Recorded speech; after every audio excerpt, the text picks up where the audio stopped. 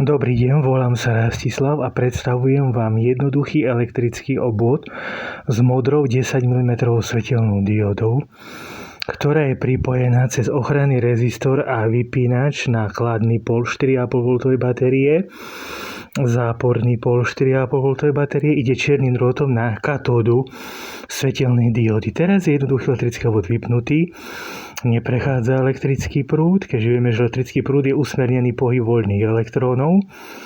Ak zapneme vypínač, svetelná dióda sa rozosvieti, čiže teraz elektrickým obvodom prechádza prúd, čiže vlastne pohybujú sa nám usmerneným pohybom voľné elektróny od kladného k zápornému.